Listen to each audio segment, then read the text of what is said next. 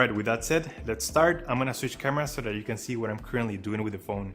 Alright guys, so the first thing you wanna do is to turn off Find My iPhone. So go to settings and disable Find My iPhone. You can click here at the top where it says sign in. As you can see here, I'm not even signed in, so that's perfectly fine. But if in case you are signed in, just make sure Find My iPhone is currently disabled. If you can't find this function, simply type find and you will see Find My iPhone option, just click on it. And then after your phone is completely unlocked, you can turn it back on. Okay, the next step is to get your phone's IMEI number. To do this, simply dial *#06#. And as you can see, your 15-digit IMEI number will appear in your screen.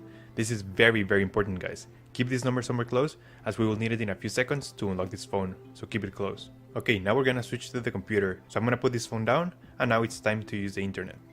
Okay, so once you are in the computer, open the internet browser that your phone has been successfully unlocked, and now you're able to use your phone with any GSM carrier worldwide. You can restore, update, you can do whatever you want with your phone, and your phone will remain unlocked forever. You should be good to go, and as you can see here, my AT&T phone is currently working with T-Mobile, so it is fully factory unlocked.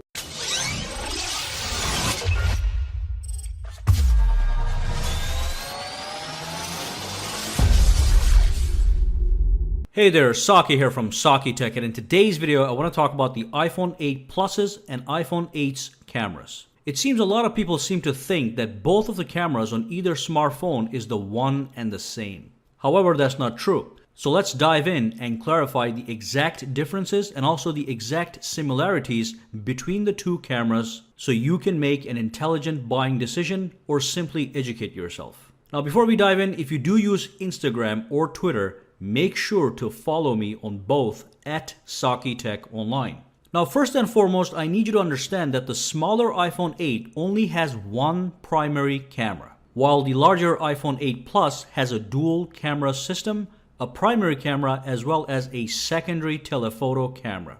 The primary cameras on both smartphones are identical and generate equally high quality photos. They are both 12 megapixel cameras with an aperture of f1.8 with optical image stabilization.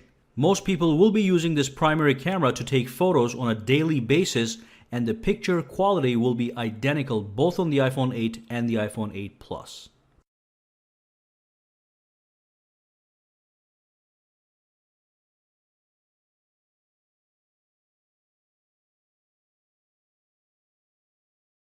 But then the iPhone 8 Plus has a secondary telephoto lens that is also 12 megapixels with an aperture of f2.8 and without optical image stabilization. So what does this secondary camera get you?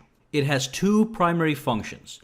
First one is that it allows you to zoom in on objects 2 times optically, which is certainly a good feature because when you zoom in optically, you do not lose image quality. On top of this, you can combine the optical zoom with the digital zoom and get up to 10 times hybrid zoom.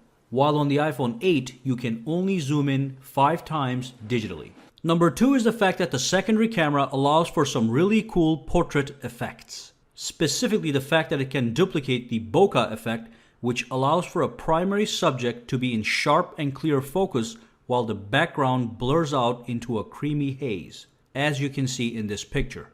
It's a very important effect in real photography. As you can see in this photo, I'm using a mug as the primary subject, but you can replace that with anything including a person, a pet, or another object altogether. The idea is to have a sharp and clear focus on the primary subject, the mug in this case, while the background blurs out. This does produce some really great portrait shots of actual people. So those are the two things that become possible with the added secondary telephoto camera on the iPhone 8 Plus.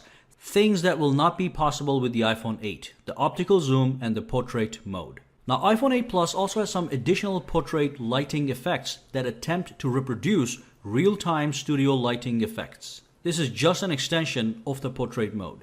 These effects can be accessed via the camera app under the portrait mode. The first option is the standard natural light mode, and then you can access the studio light, contour light, stage light, and the stage light mono. These effects are really designed for taking shots of people to create some really unique portrait shots that replicate effects otherwise only possible in a real studio setting.